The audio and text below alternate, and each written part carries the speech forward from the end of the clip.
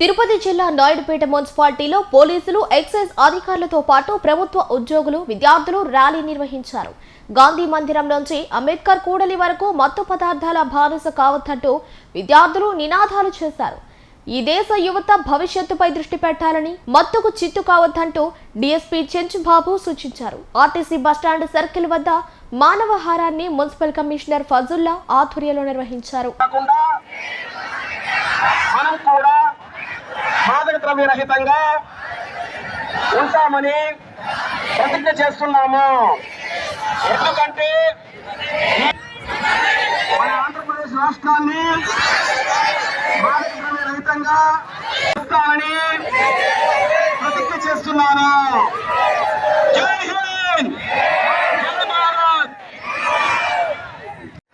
ఏ దేశానికైనా యువతే శక్తి, సమాజం యువతే శక్తి, సమాజం. మరియు నేటి విద్యార్థులు భావి భారత పౌరులు కళాశాలలో కానీ లేదా యువత కానీ మద్యానికి లేదా మత్తు పదార్థాలకు బానిస కాకుండా ఉండాలనేటువంటి ఉద్దేశంతో దీన్ని అందరిలో చైతన్యం కలిగించాలనే ఉద్దేశంతో ప్రభుత్వం ప్రతిష్టాత్మకంగా అన్ని మండల కేంద్రాల్లో, జిల్లా కేంద్రాల్లో ఈ కార్యక్రమాన్ని నిర్వహిస్తున్నారు.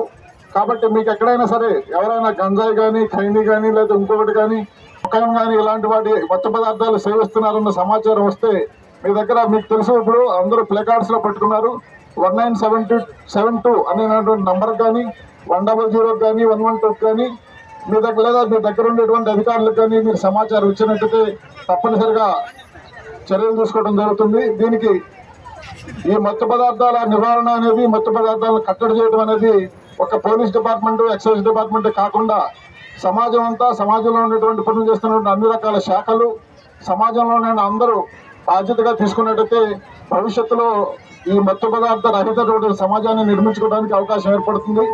ఈ మత్తు పదార్థాలకు బానిసలైనటువంటి యువకులు అనేక రకాలైన నేరాలకు పాల్పడే అవకాశం ఉంది. ఆ మత్తులో ఏం చేస్తారో తెలియదు. దానివల్ల సమాజం విచ్ఛిన్నం అవుతుంది. కాబట్టి మంచి సమాజాన్ని నిర్మించుకోవాలంటే మత్తు పదార్థాలు లేనటువంటి జీవితాన్ని, సమాజాన్ని నిర్మించుకోవడం చాలా అవసరం.